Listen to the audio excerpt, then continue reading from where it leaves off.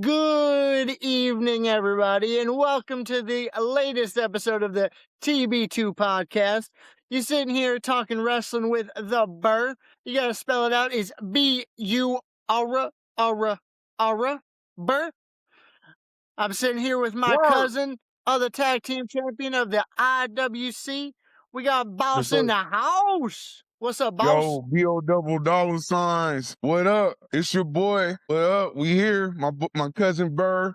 We in the building. Make sure you spell the name right. Make sure you spell my name right. Hey, man. It's an AEW Thursday, bro. You know, it's a lot to talk about, man. We got a pay-per-view coming up real soon. It's time to get into it, man. We're doing Dynamite Collision format for y'all this week, I think, too, man. I think Bird got it set up like that. So y'all strap in.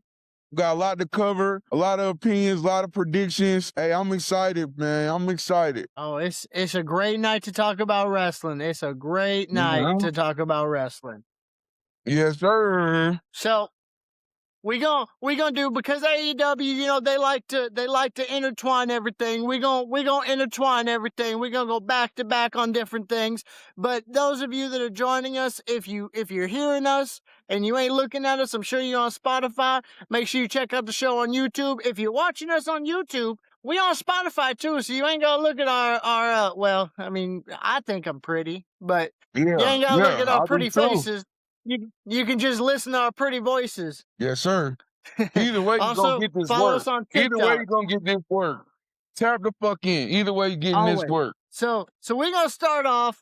We're going to start off with a little, like I said, we're going to go back and forth, Collision Dynamite, things that are intertwining. So we're going to start off. There was a tag team title match on Collision. The Rascals, they won a eliminator match a couple weeks ago, so they got a tag team title match against FTR. So they had a pretty good back and forth, but you know, FTR hit the FTR trigger. They were mocking the Young Bucks, getting ready for their match at Revolution. They end up coming out with the win. As they're leaving, Mark Briscoe comes out. He's sitting commentary for the match against between Daniel Garcia and Tommaso Ciampa. All right, they're all gonna flow together.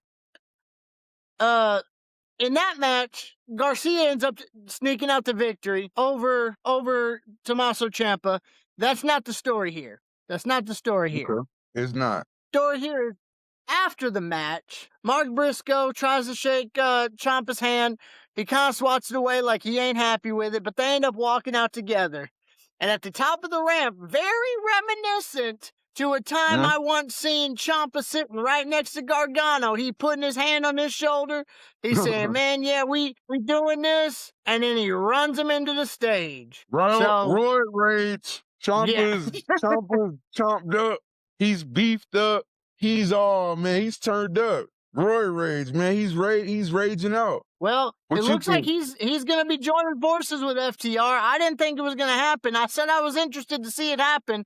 It looks like that's kind of what we're getting, because Ciampa then, you know, decides to beat the heck out of Mark Briscoe there, right, and leaves him and basically turns heel on it. Which they shoot promos later, talking about how, you know, Mark says he's seen this before. This is the guy that something wasn't right about this Ciampa that was walking around backstage. Something wasn't right about him, and now he sees the true Ciampa. So then on Dynamite, we get a trios match. Yep. On one side, we got the Young Bucks and Mark Briscoe. They called him Dem Bucks. And then we got Ciampa and FTR on the other side. Right. I mean, it was a good match. We end up having the Jacksons getting taken out. Matt Jackson gets a pile driver on the announce table, and it ends up being a 3-on-1 against Mark Briscoe. He takes the L, and at the end of the match, after the match, Ciampa does one of his psycho drillers through. They set up two chairs right next to each other, so they got the seats inside, and he does a psycho driller off the ropes onto the chairs to take out Briscoe. So, what are your thoughts on this whole turn of events going into Revolution? Well, I like how they make it Ciampa look powerful. You know, he's a new addition to the roster, so I like that they putting something behind him, bro. You know.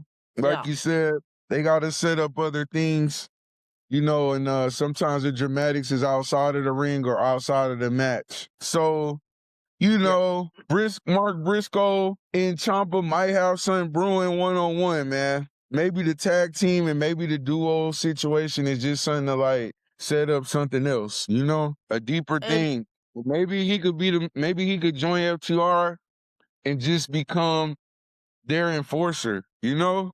yeah. Do the goon work for FTR. Maybe that's what set it up, you know, setting up in the wings. What match we got? Is Ciampa on the card for Revolution? I Singles don't match? think he's on the card right now. No. He ain't on the card yet. Wow. Okay, well, we know Mark Briscoe gonna be there, right? Mark Briscoe gonna be there, right? Yeah, should be. So maybe we'll see Tommaso Ciampa come out there, man, with some shenanigans. What you think? What do you think is leading to this, bro? So I originally thought that Ciampa and Mark Briscoe were going to be partners. I called it on here. Right. I thought they were going to end up teaming them up, and they swerved me on it, which I'm good with. I'm completely good with. I'm much more interested in a heel Ciampa that's dastardly and dirty and teaming with FTR than I am them just shoveling him with Mark Briscoe and then being babyface tag team. Much more interested in it. I agree. think it might be what causes FTR to beat the Young Bucks. It might be what sets them over to go over the Young Bucks at the pay-per-view. I mean, and who knows? Maybe this Saturday on Collision, they set up a match and Mark Briscoe and Ciampa go one-on-one, but the card's packed already. Right. True. As usual, AEW gonna give you everything at a PLE for sure. So yeah, of course. Yeah, I mean, you know, yeah. He's not limited to not show up and just, you know, help FTR for sure. Like, yeah, this could definitely be the final piece to the puzzle for FTR with the Young Bucks, man. This might be. Yeah, I'm much more interested with the Tommaso Ciampa that's a heel that's doing it. I said it a couple weeks ago. I want him to be a version of Swerve, right? I want him to be a dastardly heel that's doing anything he can to get wins and get up to that title picture. And kind of since we're talking about Swerve, kind of rolling through the punches, on Collision, we get Swerve against Gravity, right? Swerve ends up taking him out the ring, starts ripping his masks off, you know, takes him in the ring, hits that double stomp, hits that house call. The house calls that Swerve hits, that jumping kick where he kicks him straight to the chin, some of these look, bruh, I don't know if some people are surviving it. I mean, it looks so stiff. And it may be light as a feather. He may be such a professional that they're not even feeling it. But can't imagine them feeling it. They feeling that shit for sure. Swerve is rough, man. He's out. What I came to learn about Swerve, he come from the underground, right? He come from the indies and shit. Yeah, he's AEW. He's wow. I like what I see from Swerve Strickland. I like this new Swerve, bro, because yeah, he's definitely pushing the line. Well, he's pushing the line, bro. He's about to lose one of his little secret weapons he got. Because we see on Collision, Brody King's got a match against a jobber, something like Jewel,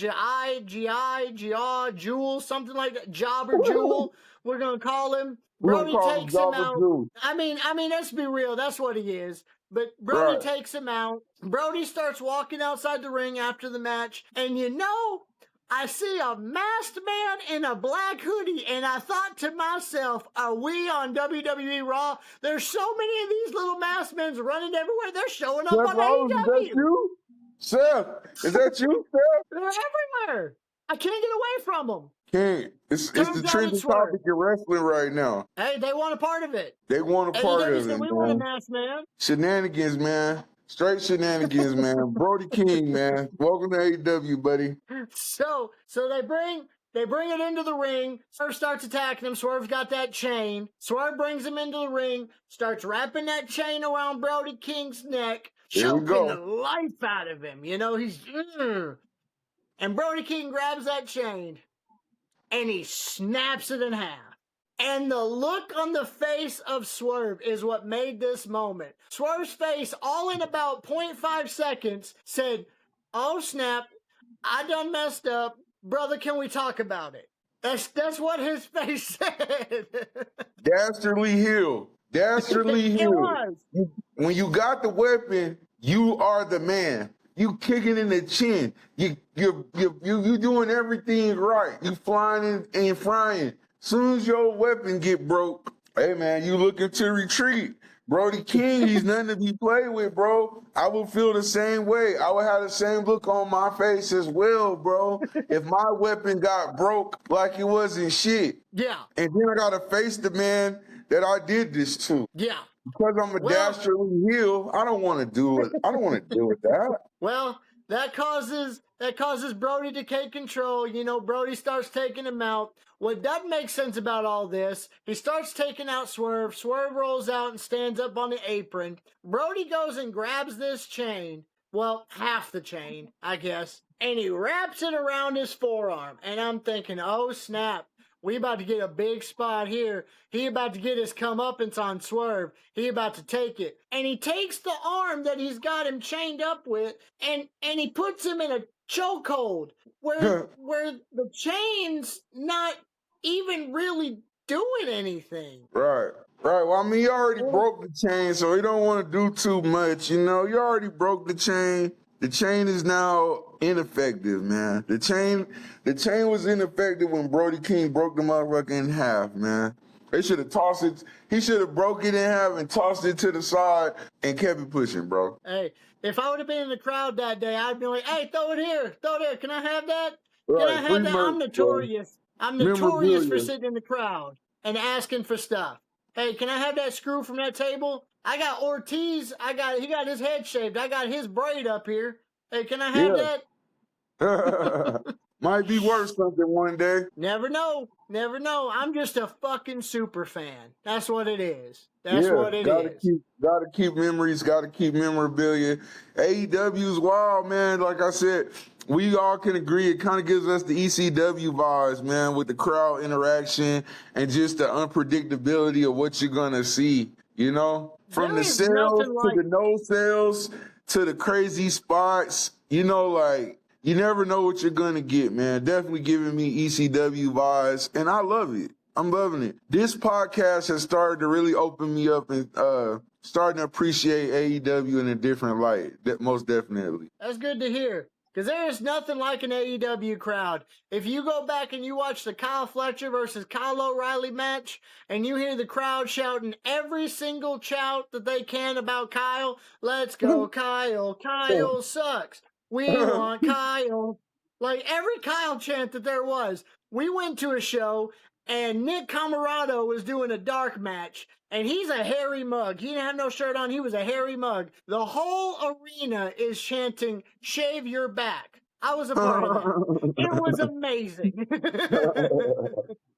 There ain't nothing like an AEW crowd. Most definitely. Shout out to AEW, man. Shout out to Tony Khan. You guys got some shit cooking up, man. Revolution this weekend. Yep, this Sunday. Where is Revolution going to be taking place at, bro? Texas? Ooh, it's a good question. I think it's in Texas, El Paso, or no. No, maybe it's in California. It's somewhere in California, because the Young Bucks are gonna have their family there. Yeah, it's in Los Angeles. Okay. Because the Young Bucks are gonna have their family there. The big stage. Yeah. Young Bucks definitely got to do something special, man. Yeah.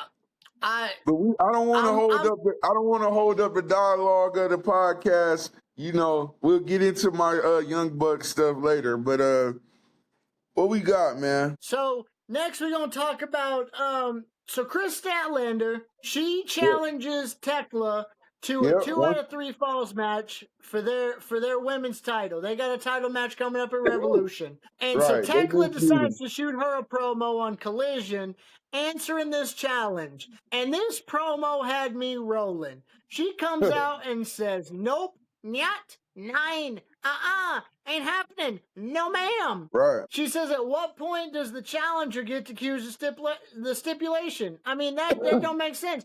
And then she goes off to say, you can kiss her toxic ass if you think that she's going to accept that match. And she says you need to take your own advice and quit while you're alive because everything you're afraid of is everything I am. Hot promo. It was. Definitely, she got her promo is beating out 90% of WWE women's roster. There you go. Yeah. I loved it. I loved it.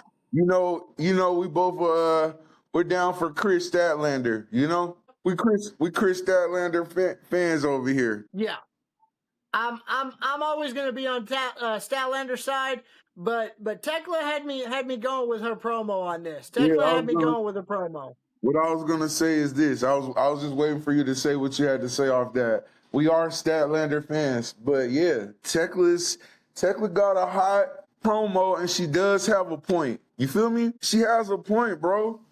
It's kind of like the MJF Adam Page shit. Like, how y'all motherfucking making stipulations? This is not WWE. Tekla, if she would have just said that, she would have popped the whole damn IWC, bro. Like, when the hell do you get to make the stipulations and shit? You know? So she's not wrong. I like this feud. They've been going back and forth. They're keeping the feud hot. What do you gotta say about the outcome? Is it too early to speak on the outcome of this? What do you feel like? What do you feel like the outcome of the promo is and the outcome of the last 2 episodes? Like, what do you feel like the outcome is and where we're at? Do you feel like, this is a 2-part question, bro. Let me finish. Do you feel like this has more heat than, let's say, a Liv and Stephanie or even Rhea and Jade? Hello? Yes. Yeah. I'm more excited. I'm more excited about this feud than I am Liv and Stephanie. And I'm also more excited. I was if they would have kept the heat that they had on X in the ring, I would have been more excited about Jade and Rhea because that's the marquee match that I've been looking forward to. But the build's just not there. Them going back and forth, I'm enjoying it. I'm interested in it. Tekla's got me, she's got me staring at my television set. Can't take my eyes off, and I'm just listening to every word she has to say. And it's not because of her accent.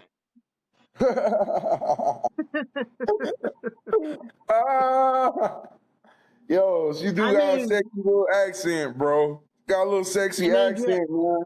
But she's deadly in the ring. You gotta be careful with her, bro. You gotta be careful with girls like Tekla, bro, because they're dangerous, man. And I like this feud, bro. I do. I hope Chris Statlander could come up. But yeah, the promo that was cut. Good job. I like the heat that I like this. I like this. I like what I'm seeing from this feud right here. Yeah, same. And as for how I think it's going to go Revolution, I'll get into that during our predictions. I'll get into that how I think it's going to play out during our predictions. Yes, sir. So, next on the docket on Collision, we had a $200,000 4-way tag team match. This is something I like about AEW. Okay, because half the time in WWE, you've got people that are doing matches, and at the end of the day, why are they wrestling? I mean, yes, the winner's purse is bigger than the loser's purse, and I get that. But randomly on AEW television, you'll get, hey, we're doing a $100,000 tag team match. Hey, we're doing a $200,000 tag team match. It's got something other than a title that these people are fighting for. It gives them a reason to go out there and wrestle. Right. I like that, bro. And you're right. Give them a reason to wrestle. It shakes things up. Yeah, and it's an incentive. It's really good incentives. Tony Khan, he feels a little generous, opens up the piggy bank. Yep. And why the fuck not? You got it. Yep. And this is what's crazy to me, right? You damn near have $250,000 cash purse on a tag team 4-way. Like, these dudes is crazy. Shit is crazy. So me and you, we get in the ring, it's like, hey man, let's fight for our lives. We about to get 100,000. Yep, I'll do it. I'll do it for a payday. Like, what the hell? Get my best partner out there. Send me your best fucking 5 teams you got, Tony Khan. You got 200,000 on the line. Hey man, I would be fighting for my life, bro. Shout out to Private Party, man. Yep, and that's what I was going to say. Out of everybody that was in here, you got the Swirl, you got Dralistico and Roosh. Private Party's the ones that come out on top, and they had some Okay, nice. There was some nice tag team wrestling at the end of this that I really enjoyed. who did you have your money on coming in? I didn't see. Did you see Private Party going over on this? I did not. I did not. But did you? You did already because you're Yeah, Nostradamus, right? yeah. You I I Nostradamus, did bro. because they were the most established team, and I think they're building them because they just came back not too long ago. They're building them up. I mean, Okay. Jalisco and Roosh are good, but we hadn't seen them in a minute. Swirl, Blake Christian, and Lee Johnson, they're fun to watch. Blake Christian, he's cool. Shout out Blake Christian. I watched him in a Right. GCW show. I got a story about that too later. We'll talk about that later. But they're entertaining. They work good together. I think they're building up Private Party to get back to the top of the tag team division, up in the upper echelon of tag teams. And so, yeah, I felt like they were probably going to come out with the win on this. The Outrunners are up there too, and they get pops, Yeah. but they don't need the money. Private Party will use the money more for their gimmick versus the Outrunners will. And so that's why I felt like they'd probably come out with the win. Well, I seen Blake Christian on there, and like I said, thoroughly cool team, bro. You know what I'm saying? They're gonna give us some good action. I thought everybody did good. One thing I will say, I like how AEW got the trio in the tag team division. Even though it's a lot of guys on the roster and whatnot, they keep the division flowing. They keep things flowing, and it makes sense, you know? Yeah, for sure. For sure. So I'm not mad at Private Party. Shout out to them. Yeah. Good win. Good, like I said, good tag team wrestling at the end of it. Had some nice tag team spot. And that's the thing with AEW. AEW has the best tag team wrestling in the business. No disrespect for WWE, but as for actual It is cohesive tag disrespect. teams, I use real disrespect. It is all disrespect to WWE. Get your tag team division to fucking together. Like, these guys even got teams like Roosh and what's his name, bro? Dralistico, bro. yeah, They two put together motherfuckers, but they still can work as a team. They still work as a team. yeah. It's You Swirl ain't Lee getting. it's Swirl Lee and Blake Christian an official team, bro? For real, for real? Oh yeah, They're a they've team, been a tag right? team. They're like a Yeah, they're team, a team. right? Okay. Yeah, Yeah. But Dralistico and Roos, they not, but they wrestle together as a team, right? yeah. They're in a faction together. Yeah, it's a difference, right? Yeah, Okay. You could say the same shit. You could put, let's say Logan Paul and Brunson Reed, two niggas from a faction in there, and then you got Los Garzas. That shit ain't really gonna make sense in there, you know? right. It's just gonna not work. Like, it's just not gonna work. Even though Logan Paul's good, the Los Garzas is a real tag team that can wrestle with each other, of course. But it just don't make sense how it's not gonna translate good in the ring and through a story or nothing. But AEW, they know how to like keep that shit spicy, bro. And even if they're not a team, everybody, the team members know how to fucking work together, and it translate good on the screen. Cause I mean, a 4-way match, that's a lot of motherfuckers. And that's the thing. That's 8 bodies moving around. AEW got at the top of the tag team division right now. You got the Young Bucks, you got FTR. Underneath them, you've got Private Party. You've got your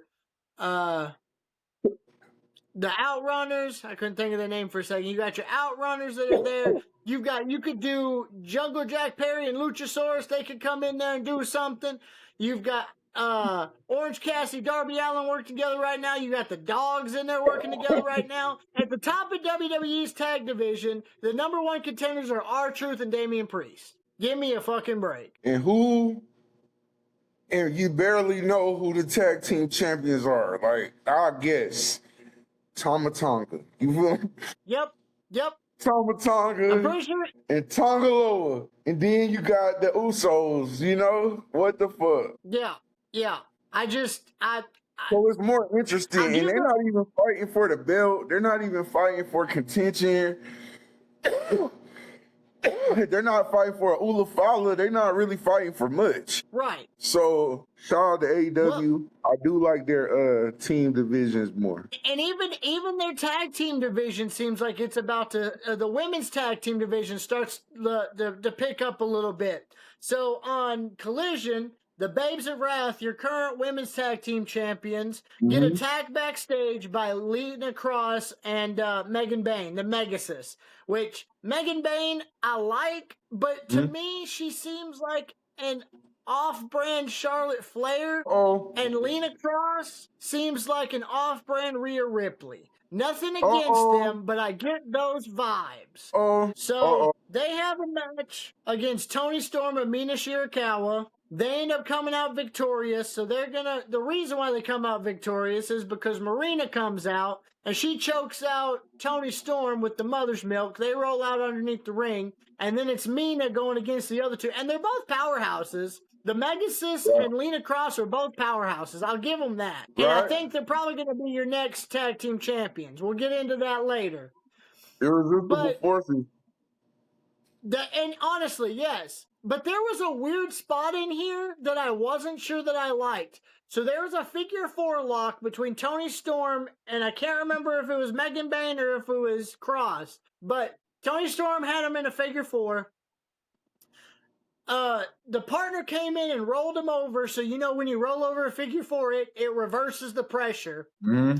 So they rolled her over. So then Mina came in and rolled him back over. And so the other partner came in and rolled him back over. And then Mina came in and then rolled him back over. And it was very, Where's the stomping very at? strange. Where is the stomping? What happened to a good old, oh shit, my partner in the figure 4. Oh shit, let me stomp the legs to release the hole. Yeah, it ended up finally coming to that, but it went on for way too long. I didn't like that spot on there. But other than that, it was a decent match. Marina takes out Tony. You've got 2 new forces coming for the tag team titles. I don't understand why Tony had to take a fucking pile driver, bro. Why? Why is Tony Storm getting whooped in this situation, bro? Why is Tony Storm? Is this supposed to be happening? I'm confused. Is Tony Storm supposed to be getting her ass whooped right now in this situation, bro? I mean, why is she getting her ass beat? I think they're trying to build up these 2. I really think that's what they're doing. But at what cost? At what cost to take the champ? You know what I'm saying? At what cost, bro? Is Tony Storm gonna do tag? Is she in the tag division as well? You gotta catch me up to these kind of details, bro. So her and Mina have been kind of teaming together for a few months off and on. They're like they have the relationship like Rhea and Io have, where you look at them and you're like, oh, are you guys lovers? Yeah, but that's Tony Storm. She doing that to everybody. She wants everybody's box. That's just her game. That's her mental game in the ring. You know, that's just her, bro. She kissing everybody and shit. Like that's neither here nor there. So yeah, they've teamed together before. So she got an underlink then. She got an underlink. Yeah, she does. And so why the fuck? Yeah, this is what I don't like now. This is where I got a problem now.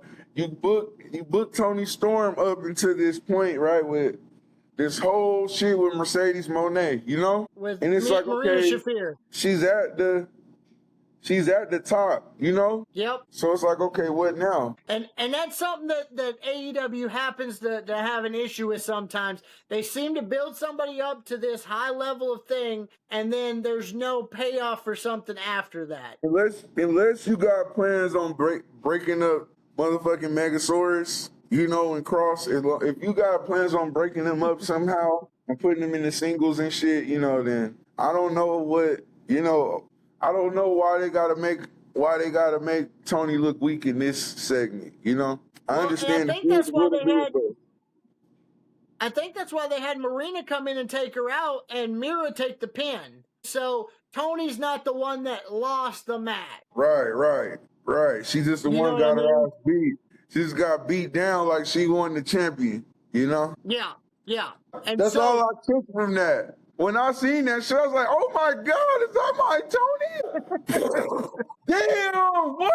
Oh, let me get the other Tony Khan on the fucking phone and ask him, hey, are y'all good over there? Got to see my baby boo get mossed on the ground. Get her the fuck up. Hurry up. well, you brought up Mercedes Moné. Mercedes Moné just lost her CMLL championship to Persephone, and she has a match on Dynamite against Willow Nightingale, one of the Babes of Wrath that was just attacked on Collision, has a TBS title match against Willow Nightingale, you know?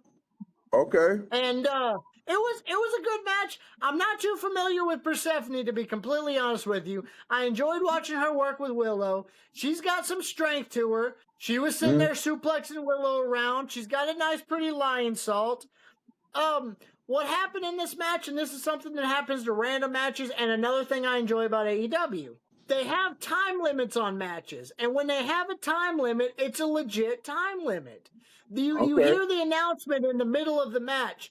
10 minutes have elapsed, 10 minutes remain. This match is a 20-minute time limit. And so when it gets to a point, if the time limit goes out, it's a draw. That's the end of the match. You didn't take the title because you couldn't beat them in that time limit. And I enjoy that. It throws an extra curve in there to where you're not just beating people over. You may be just as good as the champion. You just couldn't beat them in that time limit this evening. Right. And it's a defense. When you in a champion challenger match, it's your job to beat the champion. The champion does not have to beat you. Right. They're the champion. They can stand there and they can go get out the ring and stand there for 10 seconds and get counted out. Like, your job is to beat the champion, period, point blank. Yeah.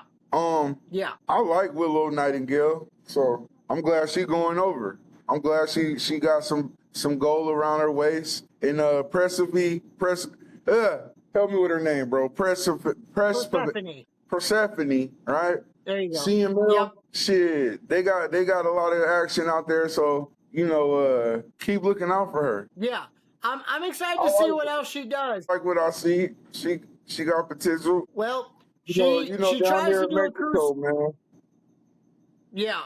Well, she tries to do a crucifix bomb on Willow, and Willow ends up rolling her up.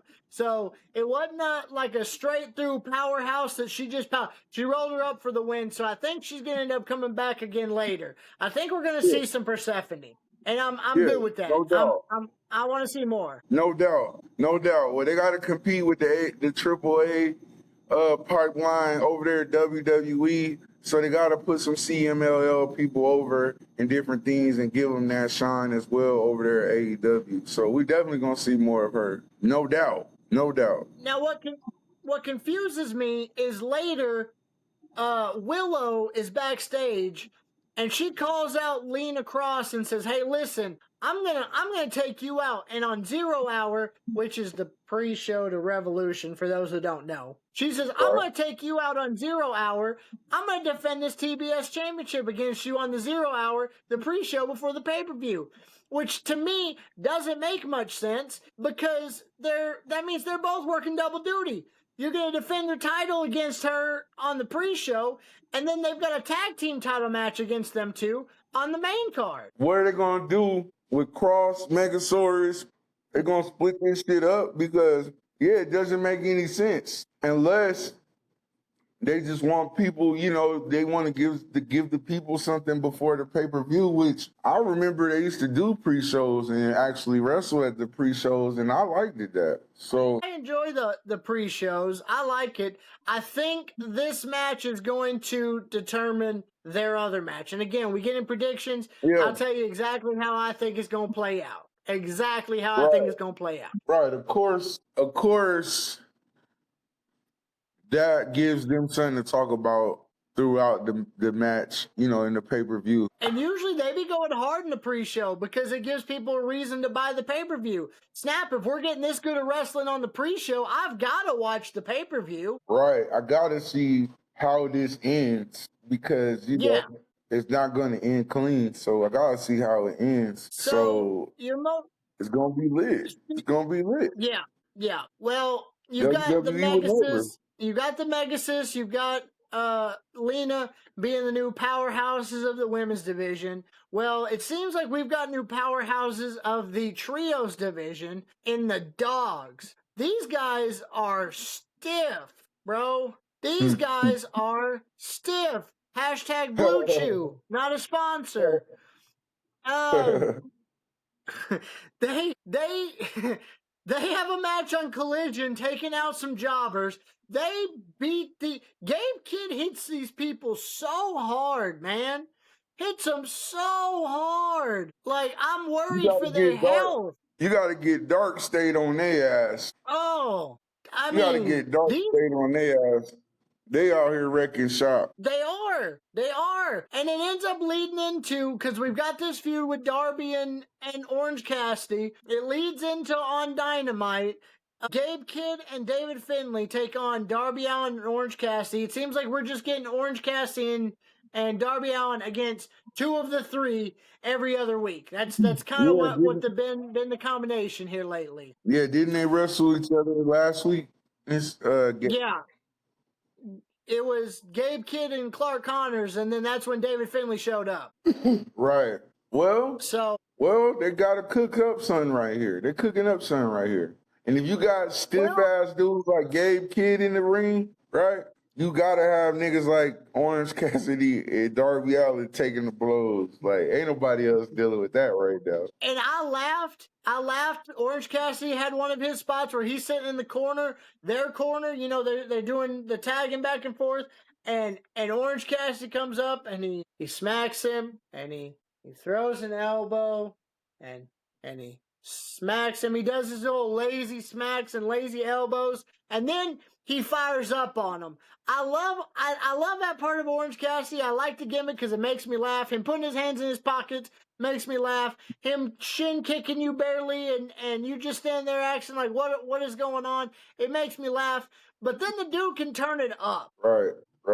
But they're going against the opposite of that in the Dogs that are still working that strong style from New Japan, and they're coming in with some heat. So, speaking of strong style, the Dogs end up winning. The Dogs are sitting there in the ring acting like they're going to take out Orange Cassidy.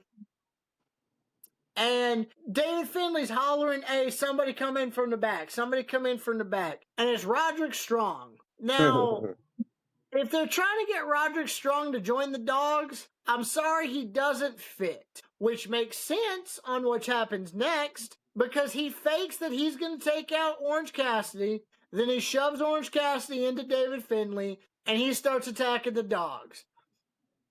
And it's kind of a nice moment, because for months, Kyle O'Reilly's been in the middle. Kyle O'Reilly is friends with Orange Cassidy. Kyle O'Reilly is friends with Roderick Strong. Roderick Strong don't like Orange Cassidy because he doesn't like the BS. But we finally get a nice moment where Roderick Strong is helping out Orange Cassidy, and they can come together and be a team. Dope moment. It was a nice little moment. And that's what's going to lead into Revolution. It's going to be a 3-on-3, the Dogs versus Orange Cassidy, Darby Allin, and Roderick Strong.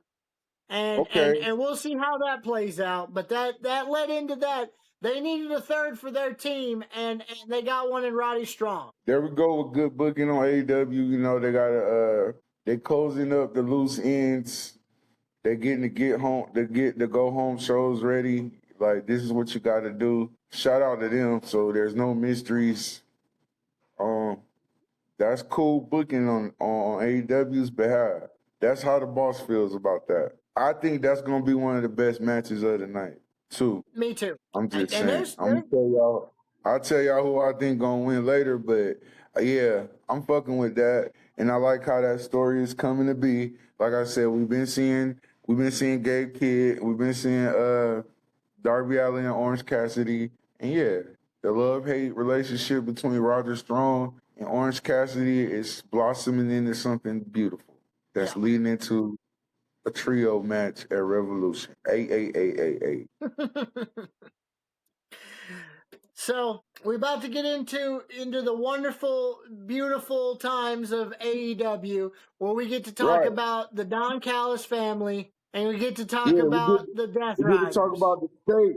We get to talk about steak, bloody steaks, prime ribs. We talked about all the appetizers and shit. Now we get to talk about bloody steaks, half-cooked hamburgers, nigga. We get to talk about true meat now. You know what I'm saying? Now, the main event. Now, the big dogs is coming on screen. Now, shit getting real spicy. If you thought it was spicy before, it's getting spicier, baby. Oh yeah. And you wanna watch a good wrestling match? You wanna watch a good back and forth, good storytelling, good wrestling match? This match between Mike Bailey and Kyle Fletcher for the TNT title that happens on Dynamite is a great match. There were multiple times in there where I thought Speedball Mike Bailey was taking the title from the Protostar. He hit a spinning kick on him that I thought was going to end the match. He hit a couple of spots to where some roll-ups. So there was a few times where I thought, yep, wow, this it. They're really going to take that title off of him. This is it. This is it. And it didn't happen. Mark Davis comes out, throws a little interference. The Protostar Kyle Fletcher comes out with the win, keeps the title. The belt stays with the Don Callis family. The benefit of having the Don Callis family in your side. You know, like you said, it's a good back and forth. I like Speedball Mike Bailey, shout out to him. But yeah, Kyle Fletcher, man, he's not the Protostar for no reason, bro. He's not. But yeah, good back and forth. Gotta have the Don Callis family shenanigans, man. And then it's like a Pokemon card battle, you know, like who's gonna come out? You just throw a Pokemon card, boom, it's Mike Davis. Could be anybody. Yep. And when you got 57 members, yeah, you could just have one come out and interfere and help you out, help you get it over, cause you fucking going through the 7 trials of hell, cause Speedball is putting fucking pressure on your man, you know? So I knew Kyle, I didn't know how it was going to end, but I thought Kyle Fletcher had the upper hand, you know? I thought Kyle Fletcher would end up coming out with the win probably just because he makes a good heel champion. He really does. I enjoy him, and I enjoy the pink belt, and I wanted to stay around a little bit longer. But they had me on AEW. You could have me believing that any title can change hands on any given night, and it wouldn't blow me surprised. It wouldn't, you know. So I agree. So he just didn't have enough, man. Where's Speedball's interference at? Where are his Pokemon cards at, you know? Yeah, Kevin Knight should have come out. I mean, honestly, Kevin Knight's his tag team partner. He should have showed up, but he didn't. And I wonder if that's going to be part of the story later on. Gotta add that into there, man. If you got your man's coming out, I'm bringing my man's with me. So, you know, Speedball was kind of on his own. He held his own, though. He held it down. He did. Interesting to see where they going with this.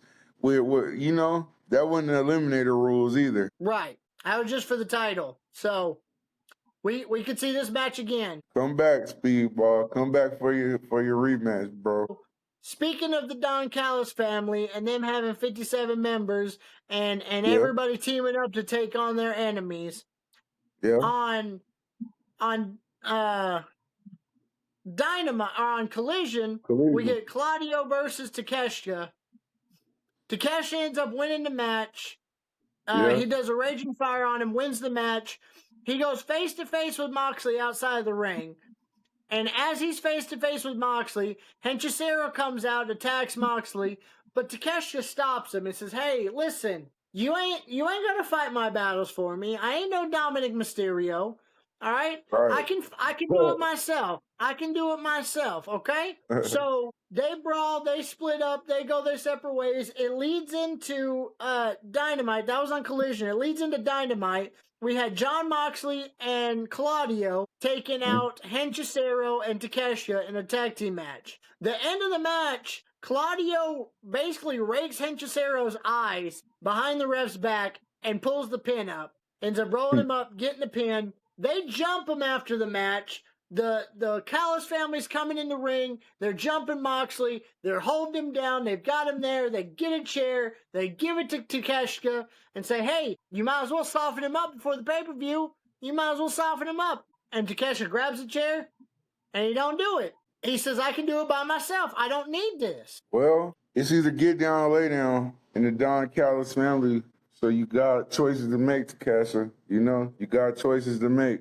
But if it would behoove you to go ahead and tear his ass up with that chair before the pay-per-view, because he's going to tear your ass up with a chair. And when I say he, I'm talking about the Jon Moxley. So, you know, I don't know what this goody shit is, man. I don't know what you're on right now. I don't know what you're on. You know, cardio coming out there, he gonna break you fucking eyes. He gonna kick you in the chest. He's another CMLL guy.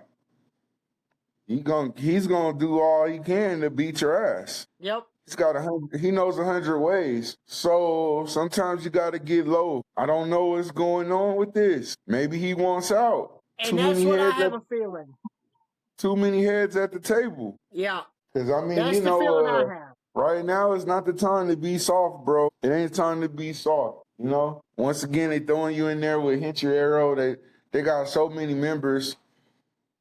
They just throwing people in there with each other. So I don't know, man. Maybe he just wants out. But if he gets out, you're on Lone Ranger status. Like, I don't know. We're going to see what goes on. And that's the thing with the Don Callis family. They've got the mindset of if you're not with us, you're against us. And if he does leave, that puts a target on his back. But I think that's where they're going with this. I think they're starting to move him. I think he's starting to turn. He's starting to get away from the Don Callis family. Maybe think, maybe I don't want to be a part of this. And it's going to end up leading for a big match between him and Okada. I think that's where we're going. Well, I wouldn't be mad at that. No, I'd be excited for it. That's slow cooking in the bean pot. Let it cook then. Let it cook. If that's what you got to do, if you got to liberate yourself from the Don Callis family to make this shit happen, then let's make it happen, baby. Yeah. I think that's where we're going with this. We wouldn't be mad if they lose a member. We wouldn't lose no sleep over it. So no, not at all. Down to 56. We'll be down to 56 members, man. And the title stay on the waist of the Death Riders. By the way, because we got Goody Two Shoes over here, you know? So we'll see what happens at the pay-per-view. I don't think the belt's leaving nowhere. I don't know what's gonna happen. I don't know, man. I don't know. This is going to be a good matchup. Well, talking about belts going places, we've got a big world championship match going on at Revolution between MJF and Hangman. And they decide on Dynamite to go ahead and do a press conference, sports entertainment style, where they're answering questions by the crowd and they're doing and it gives it that sports feel. So when AEW first came out, they said, hey, listen, we want to have a real sports-like feel. We're going to have rankings. We're going to have time limits. We're going to have stuff like this. Some things it works. Some things like the time limits, some of this press conference stuff kind of works. Now, when they tried to do the weigh-in, when it was Cody Rhodes versus Anthony Ogogo, and they have Paul White in there running one of them old scales where you tick the thing over and you tick the thing over and he didn't know how to work it. It wasn't a electric scale. And Paul White, Big Show, he didn't know how to work it. So he spent, 5, 7, 12, 15 minutes just sitting there doing the little thingy thing. And it was a failure. It was a failure. Right. But with taking those swings, every once in a while you're going to strike out. But sometimes you hit. I enjoyed this press conference feel. It ends up ending with MJF toasting Hangman and then throwing a drink in his face. Well, Hangman slaps the drink out of MJF's face, or his hand, so MJF throws it in his face. They brawl. They take it to the ring. Bunch of jobber security comes out, tries to break him up. They all get taken out. MJF's got his dynamite diamond ring. He goes for Hangman's head, takes a dead shot in the ring. Hangman goes outside the ring, gets a piece of wood that's got barbed wire wrapped up, stapled on it, sets it outside, and looks like he's doing a deadeye, about to hit a deadeye outside the ring onto this barbed wire. When the shitheel MJF ends up getting out of it, rolling out and running off. And I can almost guarantee you this is not the last time we're going to see this barbed wire board. I can almost guarantee it. Yeah, a lot of foreshadowing in this press conference. The shot, the exchange of punches that led into the brawl, that shit looked real. Yeah. They looked like they was punching each other for real, for real. So that really got me turned up, you know? It's a lot of foreshadowing, man. Yeah. A lot of foreshadowing. I really think we're going to see that piece of wood again. I do too. It was just randomly there. So I think it's going to randomly show up again on Sunday. The exchange of punches at the press conference, that shit look real, dog. Like, I think that they really, really got some heat. And they're really, really selling this match, bro. I'm really excited to see it. If anything else, this is the match I want to see. WWE, they don't heat up the pay-per-views like this, you know? Yeah. You got wooden board, you got the diamond, you got all type of suspense leading up to the shit. And let's be honest, this ain't even technically the go home show. I'm pretty sure they still have a collision on Saturday. Most definitely. Most definitely. So, if we know AEW like we know AEW, it's definitely going to be something going on. And then there's going to be a confrontation for sure. So I love the build-up in this match. I don't know who's going to win, but I'm really, really excited to see who's going to win. And, yeah, they have equalizers. One has one weapon, one gets another one. We got equalizers going on. So, hell of a confrontation. I like the press conference. Even though I always feel like, okay, CM Punk ruined the press conferences, right? But yeah. I just feel like they're a little staged, a little, it's fucking wrestling. I don't want my wrestling to be like ESPN, but I do like how they try to have a unique presentation, so I can't knock it. But this press conference, yeah, this is heat. This is good. That was good. Look, the real punching in the faces and real drinks getting thrown in real faces. Yeah. Hey, I like that shit. Well, Revolution's been a big pay-per-view for AEW over the years. Now, I know you kind of getting into AEW. You just now starting to respect AEW a little bit more. I want to give you a little bit of a history lesson over the Revolution pay-per-view in itself. Because big moments have happened at this pay-per-view over the last few years. In 2020, Jon Moxley won his first AEW championship over Chris Jericho at Revolution. Also in 2020, Hangman Page and Kenny Omega went against the Young Bucks in a tag team match that some people say is one of the best tag team matches in the history of wrestling. Okay? 2021, Christian Cage debuted. 2021, Sting debuted, which Sting also had his first match and his last match at Revolution. His first was in 2021. His last one was in 2024, both at Revolution. In 2022, CM Punk versus MJF in a dog collar match. This is the pay-per-view that Swerve Strickland makes his AEW debut, right? Also in 22, William Regal shows up after Jon Moxley and Daniel Bryan go against each other, and they form the Deathpool Combat Club, which is now kind of shifted into what we know as the Death Riders today. Okay? That happened at Revolution. MJF versus Daniel Bryan in 2023. They had a 60-man Iron Man match at Revolution. I mean, Revolution has a chance to have big major moments in AEW, as well as major debuts in AEW. Now, Tony Khan is known for debuting different people, especially at Revolution, debuting different people. I've had a list of names that I've seen that there's a chance. Now, not all of these people are going to show up. Let's be honest. They're not all going to show up. But I'm going to name some names off to you, and I'm going to see if any of these raise your eyebrows like, I might like to. So we can see Priscilla Kelly, former Gigi Dolan. She's actually married to Zachary Wentz, one of the Rascals. She's a free agent right now. We can see Killer Kelly, former TNA star, who's also married to Myron Reed, another Rascal member. we could see Shotzi Blackheart. Shotzi Blackheart's been wrestling in GCW doing indie stuff. She could show up. Which, shout out Shotzi Blackheart. I went to a GCW show with Shotzi Blackheart. She had like a deathmatch style thing. This was the first time that I realized that glass panes in GCW are real glass. Because I caught a piece of glass in my lap, dog. I thought it was sugar glass. I know you got the breakaway bottles they use.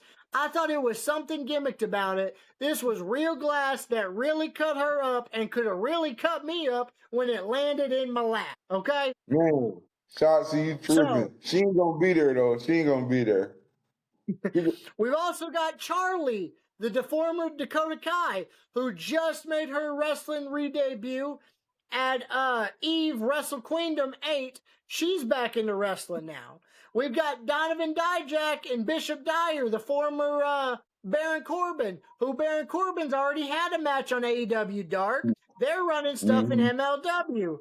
And speaking of MLW, the star right now, the head of MLW, is Karrion Kross. Do we see Karrion Kross and Scarlett make their way over to AEW? Do any of these names pick out to you as potentials that could do something to AEW? Or is it just no, we don't need it? No, we don't need it. No, we don't need it. I want, Shotzi, Karrion Kross, right now, they kind of in a pocket of where they need to be. I can't see them having to go to AEW. And everybody else, they might need to go to AEW, but AEW don't need them right now. So I don't think this is a revolution of debuts. Maybe it's a revolution of memorable moments. Of the list, I could maybe see Charlie coming over. Former Dakota Kai. That'd be my one. Oh, Dakota Kai? Yep. Raising up the women's division. Yeah, I'm saying, like, Dakota Kai need to go over there. They don't need her to go over there. So no.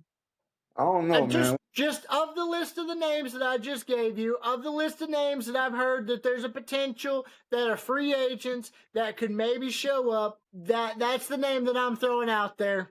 That's you take it for what you're worth. Take it for what it is. On Sunday, if there is a big debut, then that's what Revolution does, as you stated. So I won't be too surprised. I mean, I'll be happy to see who it is, but I don't see anybody on that list going over. Or I don't see it being a big deal. Or the card is already stacked. You don't need it.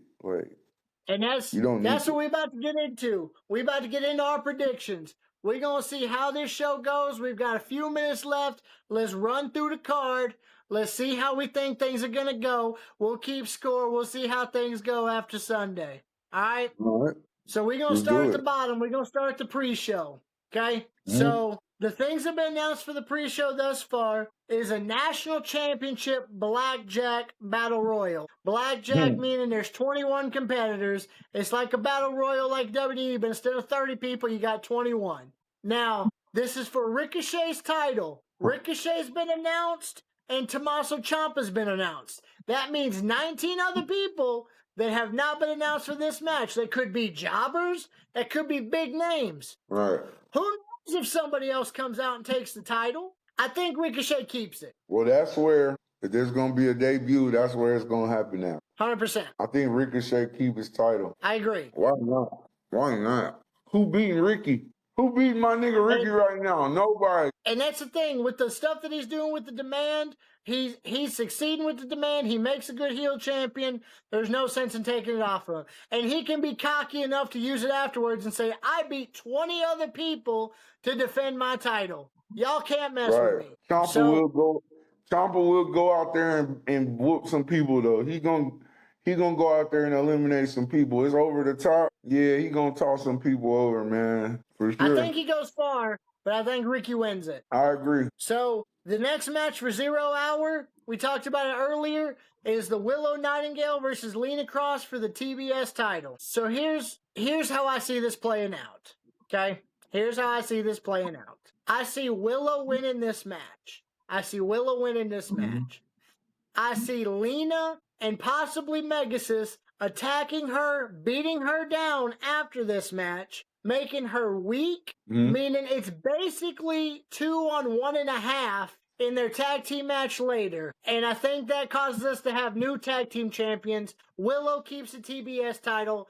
but the tag team titles go to the Megasis and Lena Cross. That's how I see that going. Well, this 0 hour shit, so I don't see no title change. And I don't see no I title think change, and I don't see no clean ending as far as like Willow Nightingale getting her ass beat. I mean, that's one of the things we were talking about. You guys see the full ending of it. What's better than her getting her ass beat down right before the pay-per-view starts, and you're like, oh well, she's got to get her comeuppance in the tag team match, right?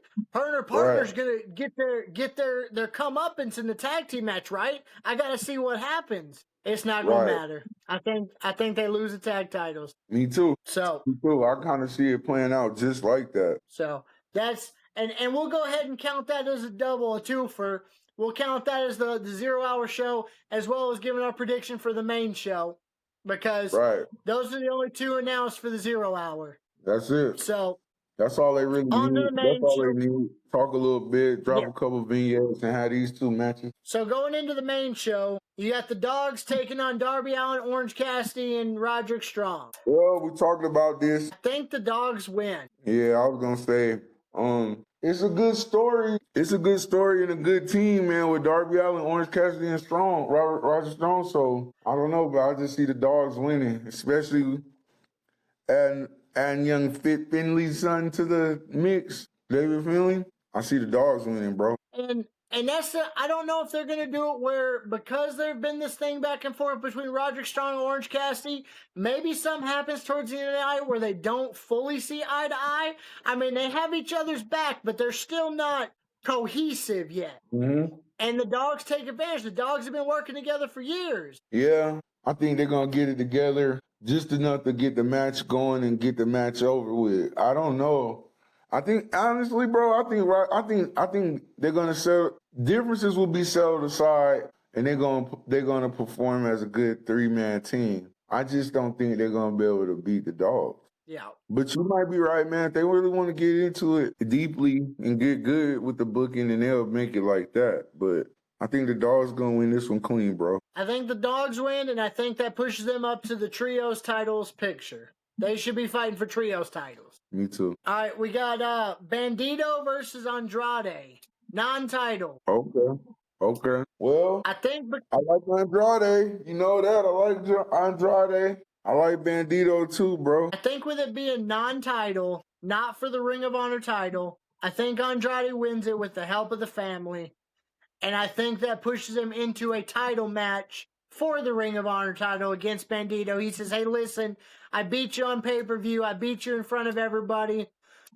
There's no reason why I shouldn't be champion now instead of you. Let me fight you for your belt. I think that's where we go with this. Yeah, this is definitely one of those matches on the pay-per-view that extends. Like, this is not going to be the final showdown between them. That's what I do believe. I do believe that's the outcome as well. Like, this isn't the end of them. And this also opens up the opportunity for Andrade to win a belt. So I do think Andrade is going to win this one. And the Callis family, they're trying to capture all the gold. This would tick another box, capturing all the gold. Yeah, now we're going to see how that work out. I don't see that working out too well with Andrade, man, but we're going to see. But right now, as of now, you know, him being new and him being in the family, Callis family and whatnot, like, I see him winning it, bro. And he got the insurance policy called the Don Callis family behind him, dog. Yep. A match I'm excited to see. Swerve Strickland, one-on-one, Brody King. Heavy hitter. Is there any special stipulations to this match or anything? I think this is just a singles match. I think this is just a singles match, which is why I think for this specific match, I think Brody King wins. Yeah. But I don't think the feud is over. What kind of match is this? All right, what kind of stipulations or not stipulations we got?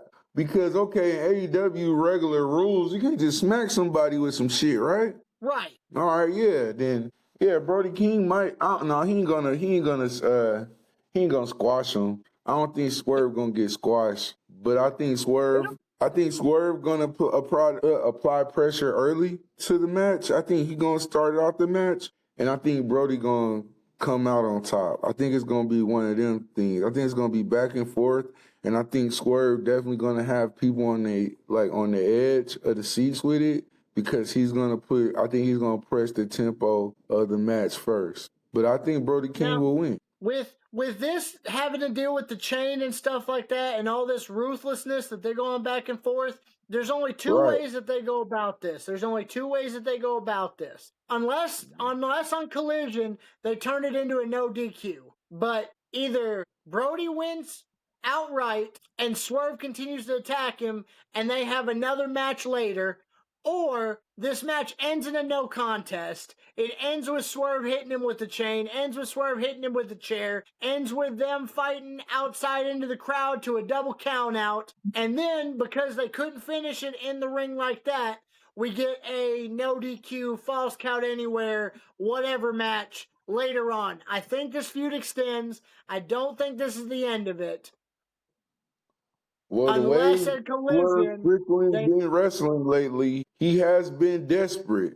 He has been thirsty. He has been balls to the wall. So there's no telling what he's gonna do when Brody King starts to take over the match. Yeah. So at the end of the day, Brody King broke the chains though. You know, he broke the chains already, so that's why I could see it being a clean victory. But with the desperation of how, like I said, I see Swerve definitely pushing the pace and definitely starting it off with some shit. Yeah. I think this feud extends. I think there's a chance we have a no contest. If we have to have a winner, I think Brody wins it here and Swerve gets the next one where they're no holds barred, lights out, death match, whatever.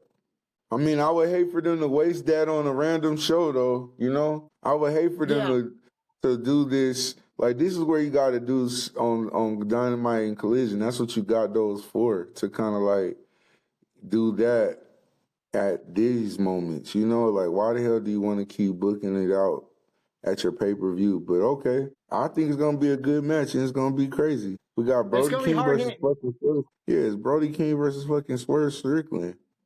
After you watch Andrade versus Bandito. So it's going to be tight. Next match on the card, we got everybody is banned from ringside. Toni Storm versus Marina Shafir. Right. I see this happening. I'm torn on this. Because I think Marina is hurt by the fact that the Death Riders are not allowed to be in there. Right? I think she's hurt by that. Now, I could see this moment if any of those women I listed off make their debut and want to attack somebody and decide to attack Toni Storm, this is the moment, or attack anybody, this is the moment I think it happens. I think Marina needs a little something, but I think she ends up mother's milking Toni Storm. Toni Storm doesn't tap out. She passes out. She gets the babyface part of, well, you didn't give up. Your body gave out, and also you were attacked by X amount of person. I think Marina wins this here. It's banned from ringside. Better not nobody come out there. If they come out there, I'm calling Cash Patel and the FBI to handle that shit because they're breaking the law. I gotta disagree with you and go all the way with my girl Toni Storm, man. Toni Storm will win this shit. No Death Rider, no interference. Hey, it's balls to the ball, Marina. What you made of? We know what Toni Storm made of. So no excuses, girl. No excuses. Get out there and do what you can. But will Toni Storm take some shit? Yeah, because she been getting her ass whooped on. So yeah, I think she's gonna take a little bit of punishment. But I got Toni Storm winning this one easy. Easy call from the boss. Toni Storm. No thought. No thought at it. We're gonna see. We're gonna see how that plays out. Trios championship match. Okada, Kyle Fletcher, and Mark Davis taking on Jet Speed and their newest partner, Mystico. Yeah, what was that? That's an add-on? Yeah. Yeah, man. So you know who I got winning this one. Yep. You know who I got winning this one. Too easy to call, man. Yep. Too easy to call. Yeah. The Callis family's walking away with it. Too easy to call this one, brother. Yeah, I think we agree. AEW World's Championship, or World Women's Championship. Tekla versus Chris Statlander. Now, as of this moment right now, it's just a singles match. Chris challenged her to 2 out of 3 falls. Tekla said no, but There's a chance this changes going into it. I don't think it does. I think because of how stacked the card is, this stays a singles match. Maybe they go 2 out of 3 falls this next time if this feud continues. But as a singles match starting right now, who you got? Man, I don't like the Cody Rhodes shit. You're on Chris Statlander. Like, you want 2 out of 3. What if she beats your ass 2 out of 3? Then you can't say nothing. So you might as well just take what you can get. Don't bark up the wrong tree. I like Chris Statlander though, even though I just criticized the fuck out of her. She's AEW OG. AEW OG, man. But I mean, you know, tech is the future. So it's hard for me to call, man. This one is hard for me to call. It's like personal feelings against what I've been seeing lately in different things. So I don't know, man. I think if I gotta pick somebody, because I do gotta pick somebody, I think Tekla gonna win this one, bro. Do I want her to win this one? No. But if I gotta pick somebody, man, right now from what I'm seeing is the momentum, I'm thinking Tekla, man. I want Chris to win. I want Chris Me to too. win. Me too. But do I think she's gonna win? I don't think so. I think Tekla's got her little toxic minions that are going to rear their ugly heads and come in, and they're going to cause Tekla to win this match. I think so, bro. I think that's how it plays out. Me too, bro. All right, couple left. We got Jon Moxley and Takeshita in a no time limit match. No time limit. Doesn't they say don't that need it's a time limit. It's not no DQ. It's not nothing like that. They just have no time limit. They can go as long as they need to until they have a winner. Well, one thing that you and me both know about is a thing called Korean barbecue, yakiniku, right? Yes, sir. And Takeshita, he's from Japan, right? Correct. Yeah, man. He's about to get his ass yakiniku on. My prediction is Jon Moxley yakinikus this motherfucker. That's the prediction of death. They don't need a time limit because it only take about 15 minutes to make some good yakiniku to be done. Like 10 minutes, 15 minutes. So he's gonna get his ass yakiniku 15 minutes or less. Sorry for that, man. God, please. So. Sorry, man. I'm sorry for you. Ain't no Don Callis family shit gonna help you with this shit. This the wrong time to be feeling soft about it too, brother. So because of what we said earlier, because of what we said and what I think they're building to, Takeshita versus Okada, right? That's what I think they're building to. I think Takeshita wins this match clean. Oh, hell no. I think after the match, he shakes hands with Jon Moxley because they had such a good match, and that pisses off everybody in the Don Callis family. Oh, then they come, bro. And so then Jon Moxley don't turn him into yakiniku. The Don Callis family turn him into yakiniku. Correct. Oh, okay. It don't matter. It don't really matter. What I do know is we might need to have a moment of silence for our man. Because he wants to get fucked up. Yeah, either way it goes. Either way it goes, he getting fucked up. That's right. Either way he go, he's Korean barbecued out there. Lord. All right. FTR versus the Young Bucks. Tag team titles on the line. Legacy on the line. Right now, they've got 4 matches they won against each other. 2 wins for FTR, 2 wins for the Young Bucks. If this is a best-of-5 series, this is the 5th game. All right? Yep. Any stipulations on this match? Tag team wrestling. That's it? That's it. Oh, shit. They doing no shenanigans. I like this. This is going to be... Okay. If this shit going in order, right? Like we calling like we doing the predictions, the Darby Allin match will be great. That'll be a good match to open it up. As a matter of fact, the first 3 matches is gonna be great, right? They're gonna be good. I think the Tony Storm match might fall off for some people, you know. Then in between that, we're gonna have some action. We're gonna have some shit, right? Yeah. But this match right here, oh man. This match right here is gonna be marquee. This is one of the marquee matches on the card, bro. And I think they're gonna pull out all the stops. I think they pull out all the stops. Cause I don't know, man. Like I said, all that good shit that we're gonna have before this, right, it ain't gonna add up to what this is gonna be. So I just predict a good match. And like you said, a lot of legacy on the line, bro.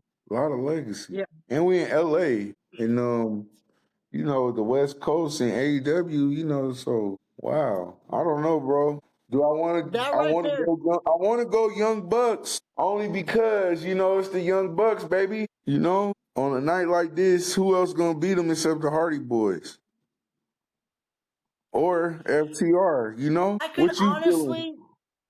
I could honestly see this match going either way. I could Yeah. see the Okay. Young Bucks using their power and saying, you know what? We're the best tag team. This is our chance to prove it. FTR, you're 1B to our 1A. I could also see them saying, hey, behind the scenes saying, hey, listen, we appreciate everything that FTR is. Our legacy is based on more than just our feud, and you can be the 1A to our 1B. I could see it going either way. The thing that I think puts it over for me is the fact that FTR hurt their family that was ringside a couple of weeks ago. The family's going to be ringside again.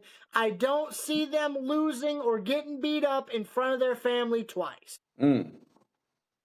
Well, when I was speaking on my prediction, I was just speaking on straight wrestling. Now, if we talking about the booking, right?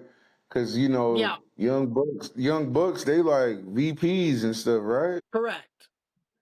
So Well, yeah, they got two choices to technically, make. technically, if you want to talk in storyline, Swerve and Hangman end up beating them, and they lost their EVP status.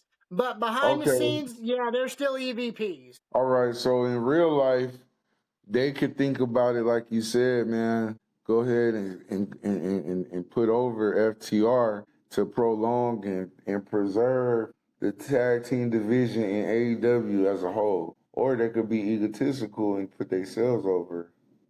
Um, in storyline and kayfabe, they don't have that power, so they're gonna have to win without it. Correct. Correct. So that's gonna make it even sweeter for them. So Yeah. I feel like Young Bucks take it, and yeah, I can't see them getting embarrassed on this night in this city in front of their family. That's what I'm leaning to. I could see it behind the scenes story, the booking of it. I could see it either way. I don't know the Young Bucks on a personal level. Right, I don't know right, how they feel about the whole situation. I could see them being egotistical. I could see them putting other people over. I don't know them right, personally. The thing that right. puts me over is the fact that I don't see them getting embarrassed in front of their family twice in a matter of a month. I just don't see it happening. I think the Young Bucks win this match and take the belts. I think Young Bucks got yeah, they got a lot of pride, and it'll be a good ending for them to win, you know. But yeah, it's hard for me to call, but I'm going with Young Bucks, bro. I'm going with the Young Bucks, Well, the best let's get tag through this team last one. in the whole world. Let's get through this last one before we wrap it. All right, world title, Texas Death. MJF's a Mhm. champion. Hangman Page is a challenger. If Hangman Page loses, Hangman Page cannot challenge for this world title again in AEW. He's done. He can never be another world champion again unless he goes to WWE, he goes to Ring of Honor, he goes to NXT, he goes to CMLL. But he cannot challenge for the AEW world title again. How you see it That's going? deep. That's deep. And what happens if MJF loses? He just loses his belt and loses dignity. Yep, and a lot of blood. Well, he ain't got a lot to lose. Um, like I said, the challenger gotta beat the champion. And with this being a Texas death match, Hangman Adam Page definitely is gonna beat the hell out of MJF. Yeah.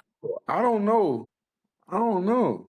I don't know who's gonna win this one, bro. This is one I'm comfortable with just not saying without picking. I would love to see MJF win and keep going, see where he goes, what swerves and turns he goes as remaining the champion and defeating Adam Page. Like, okay, where we going now? So I wouldn't mind seeing his saga as a champ continue, but I wouldn't mind seeing Hangman Adam Page win his type of match and do this and keep it going. Because I mean, if he loses, then you know what the fuck? What are you gonna do now? Go lower? So I don't know. And that's where And that's what throws me off about it too, because the last time they did this, and we've talked about this before, it was Cody Rhodes who used this stipulation, and he lost the match and could not challenge for that title again. And he stuck by it. He stuck by the stipulation. He never challenged for that world title again. With MJF being the shit heel that he is, the 9 times out of 10, 99 times out of 100, he cheats to win.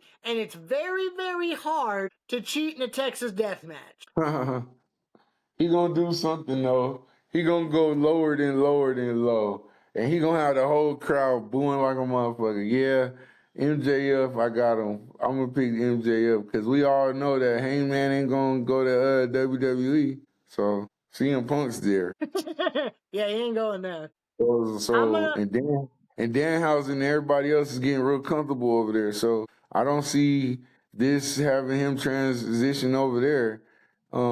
Which is crazy to me because if he loses, then he don't get the challenge for the belt no more. So I guess you got to do it. It's plenty other belts though, plenty other fish in the sea over there for you to fight for. So I guess it wouldn't be the worst thing if you lost and could never be the heavyweight champion, but you would be forever exiled, and that sucks. I'm going to put it into WWE terms here. I'm going to put it into something that people can relate this to. In my mind, this is how I kind of picture this, okay? Come on, tell me. I see MJF has the possibility of being a John Cena of WWE or of AEW. And when I say that, I mean he could be the one to hold that world title 17 times more than anybody else. The thing with winning that belt 17 times and being the most title holder in the history of AEW is you gotta lose it to win it back. That's just me being real.